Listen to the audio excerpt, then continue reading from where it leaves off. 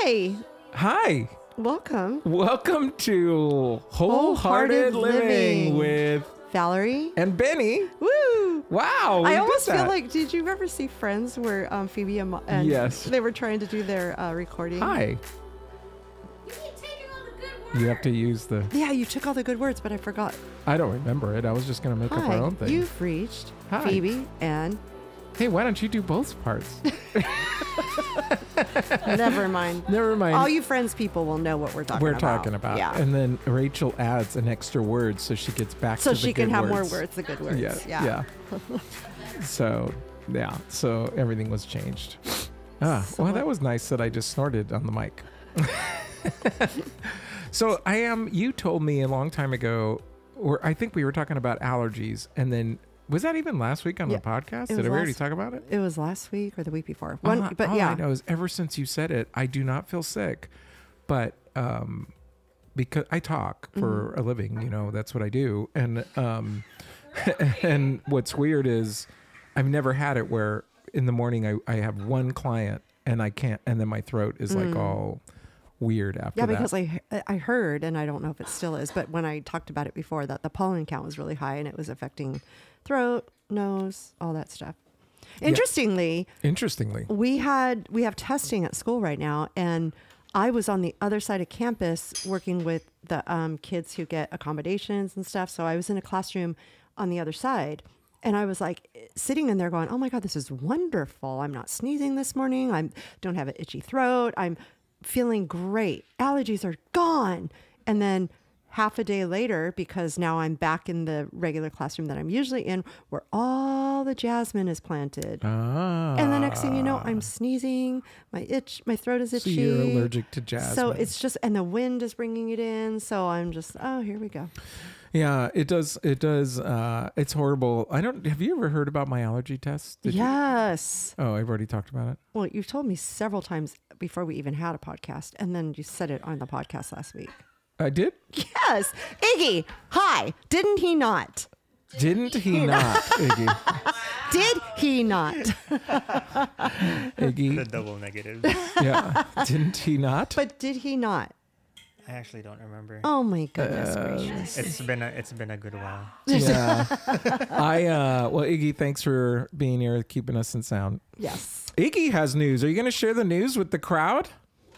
And the crowd goes wild. Da, da, da, da. Do it. Where's the button? Do it. Yeah. Oh, wait, I guess I should have said it before I did that. Take two. I got a new job. Yay! So Iggy is no longer wearing the apron, if you know what that means. It's not really. That sounded like a bad euphemism. I didn't mean it to sound sexual. Did it? but he's not wearing the apron anymore. He's gonna wear a suit or his pajamas, actually, because it's a half suit and then half pajamas. Oh, okay. Wow. Depends if he has to do a Zoom call or not. Yeah, exactly. So, because he's doing a different job altogether, which Very I exciting. still don't understand, even though Congratulations. he's explained it 3 times. It's kind of like Chandler's job. As long as he understands. It's kind of Chandler's job. Chandler's job, nobody knows what it is. I don't think he understands what it is yet totally. I mean, I think he's got to. I get introduced to the details of the project when I start. This coming week. So Very cool. there you go. So how are you? How are things going other than the allergies, which we've already talked about, and now we bored our listeners, and so we're going to move forward to something totally different. I'm a little bit sad. I'm going to say this. So we got an email, and I'm going to really make it a long story short because it's kind of long, but got an email about Beautycounter. They're not going to sell Beautycounter for 2 weeks. Okay, fast forward. 2 weeks comes. Sorry, we're going to have to push it back a few days. That day comes, and they say, we're not going to be in business till fall. Oh my goodness. Yeah. Why? So for anyone listening or watching, I am a Beautycounter advocate, whatever you want to call it. And it's a safer skincare line, and they have makeup as well. And they were bought. Greg Renfrew is the person that started this whole, it's her baby, right? And Greg? Her name is Greg, Gregg. And so she's basically on a mission to get safer products into everybody's hands. And so she's not only created this brand, but she's also been to Washington to try to get other brands to remove toxic chemicals out of those brands. So anyway, a group called Carlisle basically bought her out maybe 3 years ago-ish or so. And again, long story short, they pretty much dove the business into the ground. They were profit over people. And so when Greg found out that they wanted to file bankruptcy, or not file bankruptcy, they wanted to foreclose the business, if you will. I don't know the correct lingo. She's like, no. And she bought it back. But because of all the legalities and having to restructure everything for whatever reason, because I don't know all the details, she's not even giving the details. She's like, once everything is said and done, I can talk about stuff. But right now, when we're in the midst of it all, I can't really divulge. All I know is I'm trying to get it back. I'm trying to get it running smoothly. And so it's going to have to be. So she did. Oh, so she hasn't taken ownership She yet. has taken ownership, but I guess because of what is happening with getting it off the ground again, because they did tank it, the Carlisle group. She has a lot of stuff to do. And so she's sad. I mean, like in her, so was she not in the day? Was she not in the day to day when they bought it? When they bought it, she was still CEO. Then they asked her to step down. Oh, wow. And so I don't even know why she would. I'm not really sure of all that. But at the end of the day, she decided to get it back, and it's going to take longer than she thinks to get it back up off the ground. And she doesn't know how it's going to look for like consultants, like how it's going to, the compensation plan. So anyway, part of me is like, oh, I'm sad, but it wasn't like a main income for me. I had like, it was a side gig, if you will, but people relied on this money. People were making $500,000 a year. Oh, geez. And so you're talking, and many people over $100,000. So you're talking about livelihoods that are just like at a halt. Then I just started thinking, as I'm looking at my products, going, oh my God, what deodorant am I going to use? What, cleansing oil am I going to buy? What, so. Well, I've done lots of research, and Bic for Men is perfect. Ew. Bic? Oh, I don't know. What do I use, Patty? Bic is a shaver, a razor. Oh, you're right. Well, Patty, what do I use? I don't know. Anyway, so that's what's going on in my life. Just like trying to like figure out what products I'm going to end up having to get when I run out of stuff. Because I have to do a lot of research and I want to buy safer. So. Yeah. Well, that's really sad. You probably do DIY stuff, can't you? I used to do DIY. The only reason I ended up going, I did. I made my own shampoo with apple cider vinegar. I made my own facial stuff with coconut oil. But then the reason Beauty Counter appealed to me is because not only was it safer, but it was effective. So it helped reduce fine lines and all that good stuff. So. Right. Interesting. What did you say you used in your hair? Apple cider vinegar. I always thought you smelled like apple cider. No, I know. He's like, I know. He doesn't. It's probably a confagulant. I don't know. What do you mean an adaptogen? Adaptogen. An adaptogen. Yeah. For those of you that listened years ago. So what else is going on with you? Nothing else. I have lots of stories to tell, but I think I'm actually going to wait and tell you in our next podcast. Okay. I can't wait. Yeah. So I really think that's going to be important. I will say this, that for me this week has been... oh, you know what happened? I fell today at school.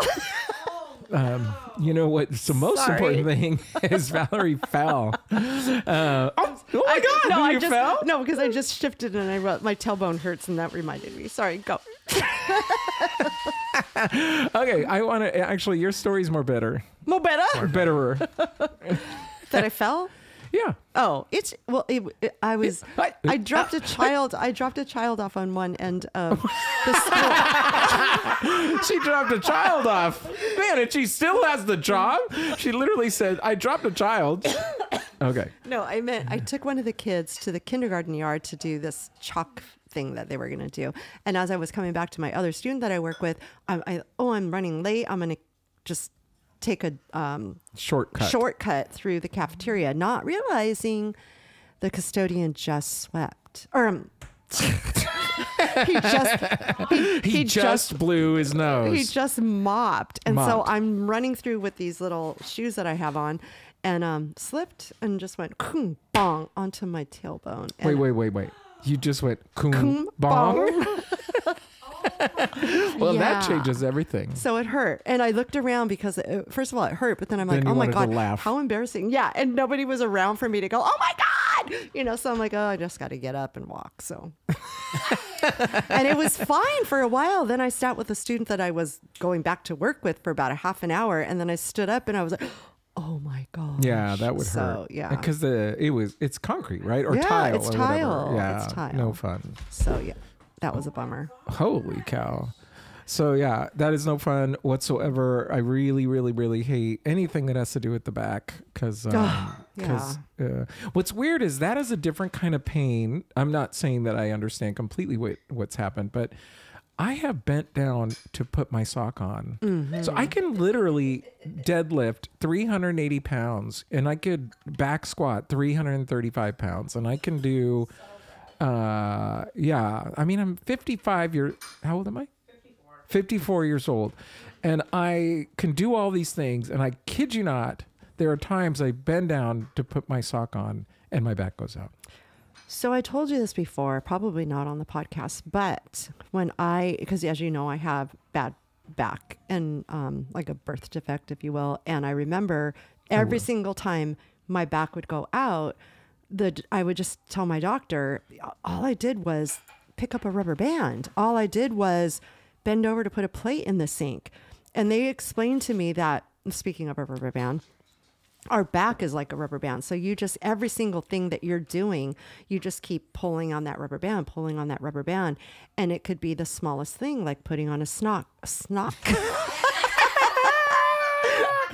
Putting on a snock? Yeah. Okay. But it could be the smallest thing, like putting on your sock that snaps that rubber band that has been pulled and pulled and pulled. But why doesn't it pull when you pick up it can 380 do that. pounds? No, it can do that because that happened to me at CrossFit one time. I was lifting up for a deadlift and I was just like, and it did snap at that moment. But it could also snap, like I said, I picked up a paper clip or something or put a plate in the sink, just like awkward bending motion, and then all of a sudden it just snaps and then my back is out. But you're right, that is a totally different pain than falling on a tailbone and having like a bruised because that's tailbone. Like more of a that's a bruisey type thing. And it still sucks, but it's just it's no, it's totally very, different. very I'd rather have this than the pulling your back out. Yeah. Because the pulling your back out thing, it's like you're just out of luck until it decides, okay, I'm going to go back. Yeah. It really. I remember hurts. being a kid, 16 years old. That was a long time ago. I know. Long time ago. Wow. No microphones in those days. No cell phones. No, but I remember we were playing soccer, and I was over at Madrona Middle School is where we played. Anyway, I just remember speaking about barely doing a crazy move. Here I am running back on the field, doing this, doing that, whatever. Two girls were fighting for a ball, and all I did was stick my foot in the middle of them, just to tap it away. And that's what sent my back out. And I fell to the ground. Anyway, Mom had to help me back to the car. And that was my first diagnosis of what was going on with my back that particular day. I was 16.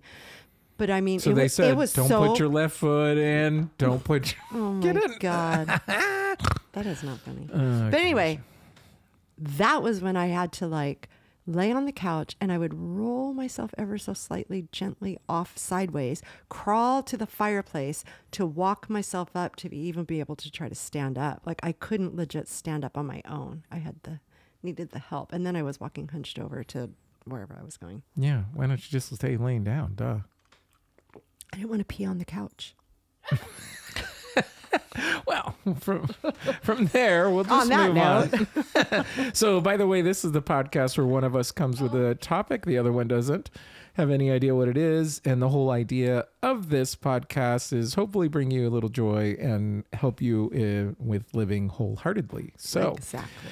A ti te toca loca. That means it's your turn. Okay, so it's my topic today, and I'm going to ask you a question. I remember back in the day you would ask me questions. Let me see if I can figure out a question to ask you here. Okay, how much time do you think you spend with your kids How much? Oh gosh, I don't know how to phrase a question.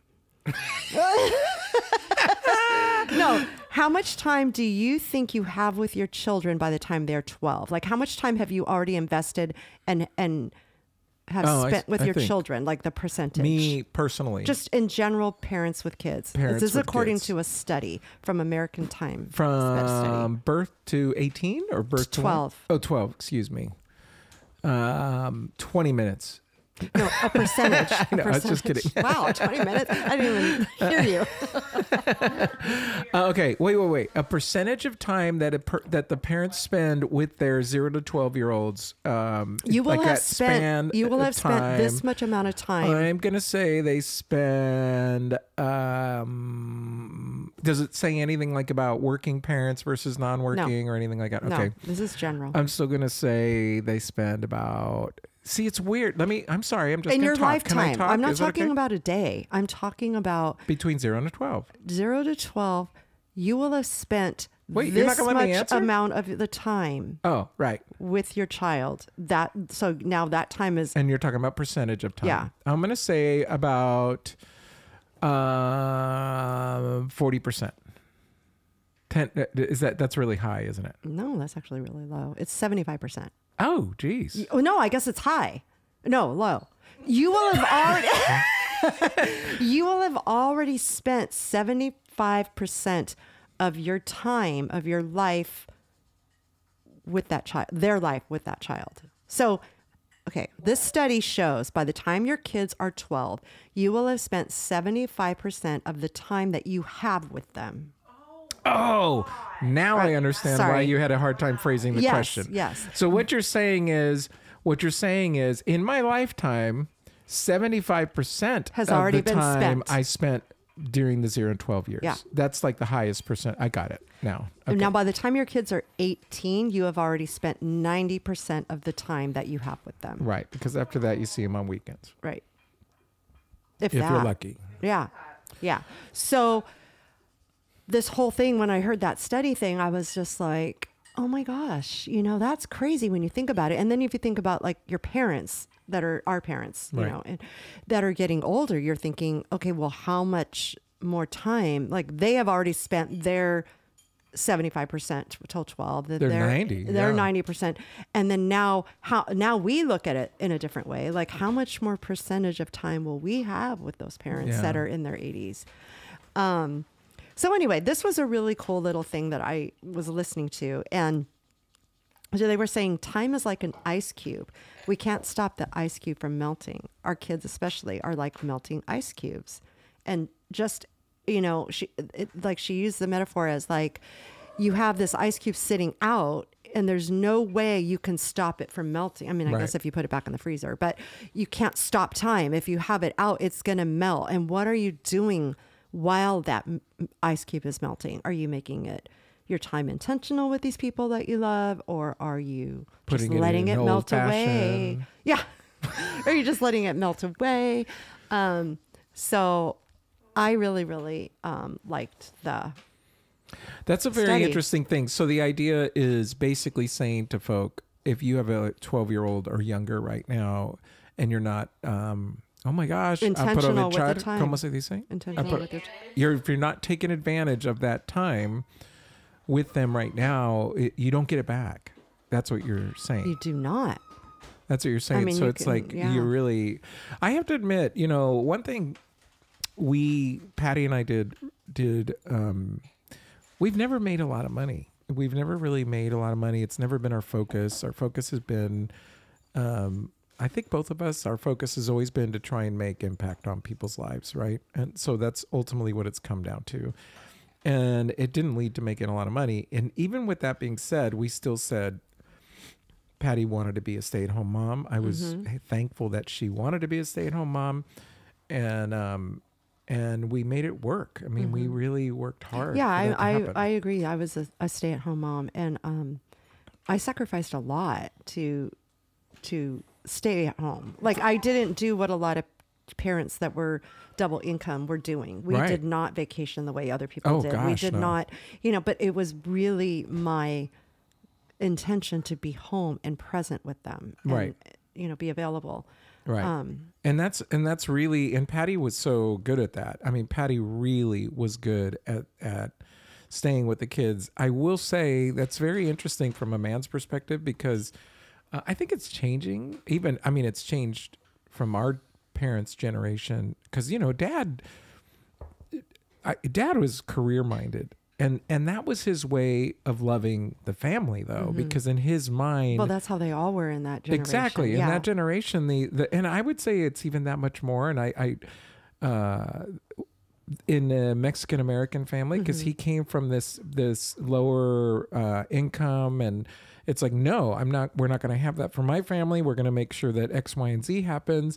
But in doing that, he sacrificed time with us. And I don't think he knew what it meant to be with us, to be honest with you. For him, well, I mean, and if you really like go back to like, if you're going to just like, I mean, this is going to probably make some people upset, but honestly, there was a time where it really was like the men were the providers, the women were the homemakers. Right. And so, you know, and that's kind of naturally where people fall. There's like the nature, the I think natural. it's changing now, but culturally back then, it was looked at odd. This is going to sound funny. I don't think it was odd that the woman was working. It was odd that the man wasn't. Right. And nowadays it's not that odd. Exactly. It's a little more common. It's a little more common and acceptable if the man, or if the family chooses that, no, he's going to be a stay-at-home dad, then that people kind of applaud that they made that kind of or a like choice. they share the responsibilities or whatever. Sharing is very common. And I would even say Patty and I shared a lot of the responsibilities. Thankfully, she... when it comes to the general house stuff, but thankfully she knew that I was working a lot. I worked a lot. I worked so much. I think, you know, much. Going back to like, it's not so much the time of day. We're talking about just in general, how much time a parent gets with their kid. And then by the time they're 18, it's like, okay, now you've already spent 90% of the time that you will spend with your children, over. You know, but, the, plug it in thing is, that I was going to say, what was I going to say? Sorry, for those of you on YouTube, one of our lights just went out, so we're trying to fix the technical. Well, nowadays, I'm going to bring this up, but I want to get back to this part that I was going to share in a minute. But nowadays, I'm bringing this up because it should be intentional time. So nowadays, you look across a soccer field and you look at all the parents on their phones while they're not really watching their kid's soccer game. Okay. Right. I walk out of the schoolyard and I watch all the parents receiving their children as their one arm is patting the kid on the back like, hey, and the other arm is still having the phone in their hand, looking at something. What is it? Work? If it's work, okay, then, you know, I don't even know. But well, it's fascinating to me because one of the things that I just saw this coffee shop. I can't remember if it was a coffee shop or if it was a restaurant. I can't remember what it was. But what was really interesting was you could get free drinks. Patty, I think you watched this with me. I think it was, they gave you free drinks. A free bottle of wine. A free bottle of wine if you walk into the restaurant and you hand them your phone. And everybody gives the phone. They give that Europe table does everything better than the United States. I swear to God. The other thing they do is vacation really well. I don't know, and this is huge. No, but everything, like their products are better. Their food is better. Yeah. It's really funny, but it's funny that I just thought that was the coolest idea because it is sad to me, and I confess I do it at times, and then I even make the excuse of, and it's true. I do digital journal, and so I like to have a single picture. I really like to have a single picture, and so I often will take a real quick really selfie good about and then I just put it down. And you put it down, and then I try to do that too. And I used to be the type that will want to share something on Instagram, so I take the picture and then I start typing on Instagram. Now I just wait till I'm sitting on the couch late at night and then I start sharing the stuff from earlier, doing whatever. And so, but I do think it's fascinating nowadays how people will go out. And yet 90% of what they're doing is on the phone. They're not talking to each other. And we actually have really fun family days. Like I would say is it nearly every weekend that we're together? It's pretty much every weekend. It's certainly during the football season, it's every weekend. And then outside of the football season, it's probably 3 out of 4 weeks. All 6 of us are together and we do something together. And sometimes it's not here. Sometimes like there's a family event, Ashley or Stephanie is doing something, so we all go there or whatever. Yeah. The kids are doing a play and so we all go there, or whatever it is. So sometimes it kind of morphs into something like that. Yeah. But when we're playing games, I will say for the most part, it's really interesting for the most part that we are together and connected. Yeah. But then there's a significant amount of time nowadays that, especially my working daughter, who may or may not be listening to this, but she has the kind of job that it's not a 9 to 5. And she is constantly working. Her husband also works a lot, but he doesn't really work outside of work, if that makes sense. He works a lot of hours, but when he's done, he's not on a clock or off the clock, but he doesn't have to do stuff outside of it. Right. But anyway, that all to say, I just remember the fact that, I was raised in that mindset of we work hard, we provide. And then I knew I wanted to spend time with my kids. Now, I will say when they're really, really young, I'm not very good with really young kids. I just didn't know what to do. I was just confused by them. They don't talk. And when they do talk, they don't make sense. And so it was really, really hard. And so I didn't do that really, really well. But one thing I would say I was really good at was the adolescent teenage years. I think that's where I was. Well, and that's what, I think a lot of people think that I think that God, I can't even say this, but I think that a lot of people are, they're kind of one foot in, 1 foot out when they're hanging out with their kids or whatever.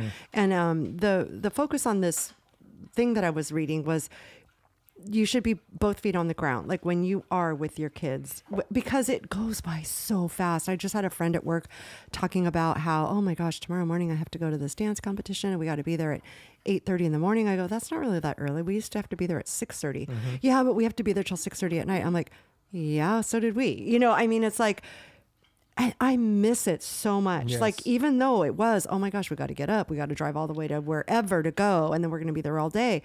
But I had fun doing it. And now that it's gone, it went by so fast. And I just miss that. I miss it. You know what? I miss 2 things. I miss all the games, all the sporting events. We lived in Ecuador for a significant amount of time during that time, but we would do sporting events. So being able to see my kids play their sporting events and in Trinity's case, both playing as well as, in high school, then becoming more of a performer and being able to go to those things. But then the other thing is like the camaraderie of being with a bunch of other people. Oh, for sure. And so there's like a relational connection. Yeah, it's a community that you carry on with And it's just really something that you miss altogether. Yeah. And I miss the conversations and talking about it afterwards and them asking me, and I was the painfully honest parent, not rude. I don't think I was ever rude or mean. I don't think I was. But I was honest. Like if Ashley was off, I didn't say, "Oh, it's okay, sweetheart, you were great." No. I wouldn't mind saying this case. Yes, exactly. I'm okay with saying, "Well, that wasn't your best game, but I can tell you're playing hard or whatever." Leave it out on the court. But it was like, I'm not. But because when I said you played well, they knew I wasn't yanking their chain. For sure. I was not. I said what I meant. I think that. If somebody's out there listening to this going, oh my gosh, I can't make all the games because I work, or I can't, do all the things because of the schedule or whatever, there's no reason to, beat yourself up about it, or just when you do have the time to do whatever, just be intentional with that time. Don't be sitting on your phone. I do, as I was reading this whole thing, and she said she had regrets because she was the only, I think she was a single parent, either that or she was the breadwinner. I'm not sure, but she missed a lot of her older daughter's stuff. And I think about back when Nicole was doing stuff, I tried to make all the things, but I would end up leaving early because I had a baby. Kylie was a baby. Right. And so I'm like, oh my gosh, Kylie needs to go to bed. I can't stay for this football game, even though I watched the first half of her cheer. Now I got to take her home. And I felt really guilty for a long time. Thankfully, Nicole has a daughter that needs to be home at a certain time to put to bed. And so sometimes she misses Mazzie's thing because she asks Richard, can you take her because Marley needs a nap or whatever. So I think now she can kind of relate to it. But I know I felt bad. And I know she's like, oh, you're leaving? I'm like, I got to get her to bed, you know? And so I had that guilt feeling. But, you know, I just did the best I can. So that's what I don't want people to listening to this think, you know, oh my gosh, I have guilt because now I can't be there. I can't do this. But I will also say you were not missing it for work. You weren't missing it because you were going out with the girls. Right. You weren't missing it because of those things. I think that's where it really, now, granted, obviously there could be sibling issues and all that stuff, but that's a different issue, right? But what I will say is that I think where it becomes really complicated is when someone is working all the time. Or they're, like you said, they're on their phone. They're not listening. Did you see that? Sending emails. Oh no, I'm sorry. I was texting someone. Yeah, exactly. You know? I just got this text. That, you know, if I don't answer, everybody in the world dies. I'm going to post how fun it is to be at my daughter's soccer game, but I'm not really watching it because I have to start posting it. You know, and someone commented on it, so now I have to respond. And so no, but the thing that's so hard about I will say this: there are people that will say, and I don't know if I'm going against what you just said or not, but I will say I've heard people say, you know, it's about quality time, not quantity time. And I would actually say, especially when kids are young, quality time is quantity time. Well, and that's my other point, and I'm going to bring this up before we have to, today's the 10th. We have to move on. I just want to say there was a story about her. She was so excited because she worked a lot, right? And she was so excited because her son is graduating high school and he wanted to tour this particular campus and they were going to drive to it. So it was a 4-hour drive. She's like, I'm going with you. You and I are going to have the best time. So they get up early to go and he gets in the car with a pillow and they start driving and he lays his head down and goes to sleep. And she's like, well, okay, he's tired, so whatever. So then they get to the campus and then they start walking around and he immediately starts walking up with all these other students and leaving her in the back. Yeah. And she's just like, okay, I thought we were doing this together. She goes, but I'm going to give him his space, you know, or whatever. She goes, he would even give me the eye roll if I had a question. She's like, okay, well. So then she goes, okay, well, now we have so much to talk about on the way home. She goes, we get in the car, we start driving. He puts his earbuds in and just, and she's like, in her mind, she was like, well, this isn't at all what I thought it was going to be. Yeah. She goes, but you know what? I just made a memory for him and I'm not going to try to make him be who he isn't right now. Right. You know, this is my time with him. And so to your point, it wasn't the quality at the moment. It was the quantity. And she knew she was making a difference because this would be a memory for him. This was something he experienced with her. And, you know, whether, you know, they had that quality conversation on the way home or not, she created something and he'll remember that. You went, you know, we went to NRC, a local church here. Well, it doesn't exist anymore, but I think of the youth leaders that made impact on my life. And what's funny is, I can't remember anything that they quote unquote taught. Mm-hmm. I don't remember anything, mm-hmm. but I do remember Rob and I helping me, or not helping me, but inviting me to clean his engine. Mm. Seriously, mm-hmm. like literally we just cleaned his engine. Uh-huh. That's all I remember. I remember him helping or teaching, not even teaching me. He just was going to replace his brakes. So we replaced his brakes. I remember Rob McAvoy. I had a thing with Rob's and he took me to Denny's and we just went to Denny's. I remember going. Do you remember going icing? And we used to go icing. Yeah. Yes. It's in PV. Yeah. We used to also go to Portuguese Bend, but I remember the experiences. I can't remember a thing they taught. Right. Don't remember anything. But they made an impact on your life. But they made an impact on my life because of the time they spent with me. And I can remember those events. I can remember certain things. And when I look back on it, it's the fond memories that I think of. Mm-hmm. I don't remember anything mom and dad taught us. Mm-hmm. I really can't remember. Mm-hmm. I mean, not to say that they didn't teach us and not to say that it didn't make an impact on me. I just know that what I remember are experiences. Yeah. I don't remember all the little words or, you know, this and that and the other. And so you're right. I think for sure that's the kind of experience that, you know, do you remember when we went to go visit the college and they say, oh yeah, I remember that. Exactly. And they go on and on. Yeah. And to the point about the quality time as well, you know, sometimes you do have teenagers and they are not, you know, if you have a teenager, you know this, you know, you pick them up from school and you're like, how was your day? Fine. What'd you do? Nothing. You did nothing at school a day. Yeah. You know, it's just exactly. but then when they're ready to talk, then you're like, okay, talk. Oh, Yeah. I got to listen. But at the same time, it's like if they're in the room and they're playing a video game and you just want to be in their presence, just sit down and be in their presence. Yes. You don't have to have the Well, you know, conversation. that reminds me of something that's kind of funny is I remember I took, when I was a youth pastor here in California, we lived about this, the church is about 45 minutes away, an hour away from one of the beaches. And so, and it was a beach I didn't know, but we had a church car, church station wagon. Yeah. And I would take the church station wagon with all these kids. And I would say, well, we're not going to put the radio on so we could talk.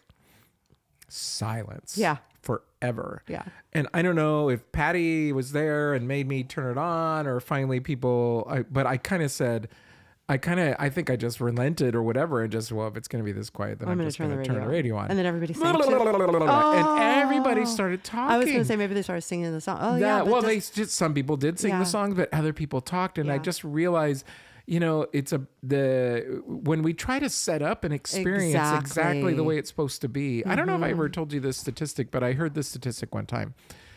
And I don't remember exactly the numbers or anything like that. What I do remember is successful families, meaning healthy, happy families that are like proven to be healthy and when they're adults. So like these are not kids that are telling us, they're talking about their childhood. All of them had one thing in common, that they were campers. They all went camping. Now, then I must be really unhappy. I know. but here's the point. But here's the real point. So obviously they said, well, this doesn't have anything to do with camping. So what does it have to do with? And what it had to do with, what they discovered is campers, there is no agenda. Yeah. And things happen when you're camping, and someone trips and falls and you have to pick them up, or they, you know, they scrape themselves up, or they fall into the river, or they, some people might break a bone, or they. Wow, that all happens. I'm not going camping. Yeah. Usually in the first night. And so all these different things happen. And the idea that they said is, it's the experiences that keep the families together. It's experiences that make changes in people's lives and build the relationship, because you have to figure out, how do we work this out? How do we figure this situation out? I remember taking the kids when we went to California. Hello. We were in Missouri. We're going to Colorado. We had to drive through, what's that state? Kansas. And it started to snow like nobody's business. Yeah. And we had to pull over. Or is that when all four of us went? I think maybe it was when all four of us went.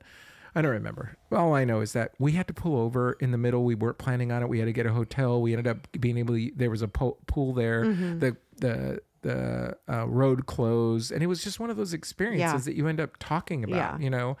And the point is that I think experiences, working through the experiences, having those kind of things are super fun, life-changing, make a difference. You know, and it reminds me of just like Kylie and I sitting on the couch and watching, like, I don't even know. What did we watch? What did we watch? We watched Dance Moms. Yeah. Or we watch old America's Next Top Model, or Judge Million is People's Court.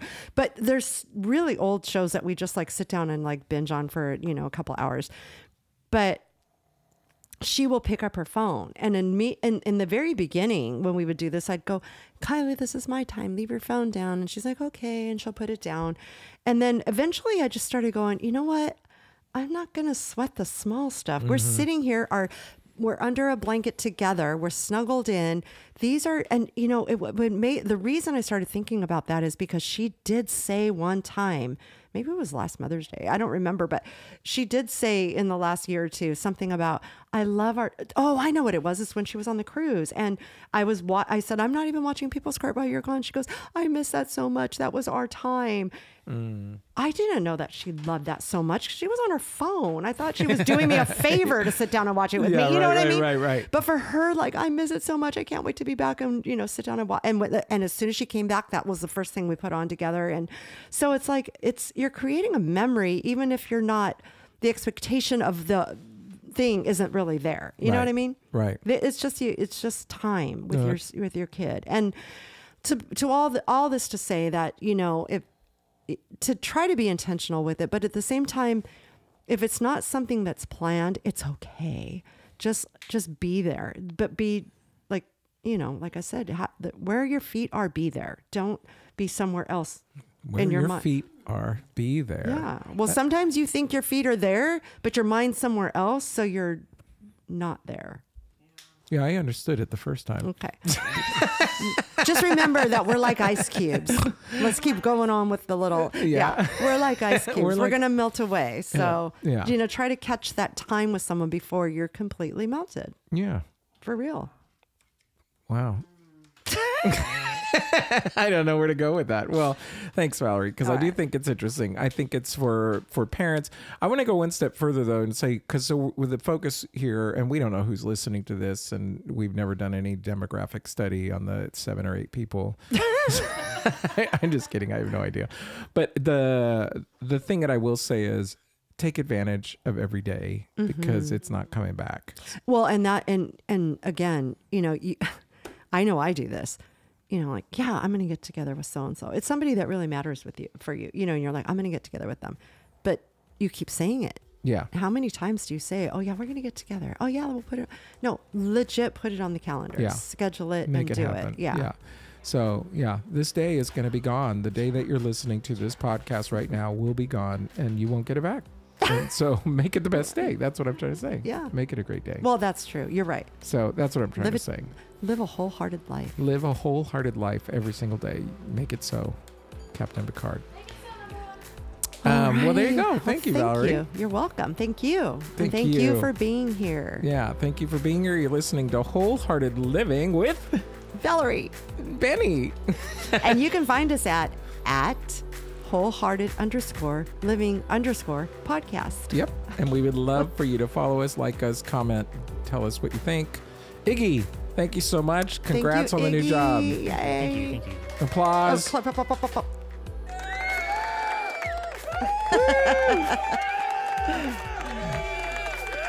that much. Not that much.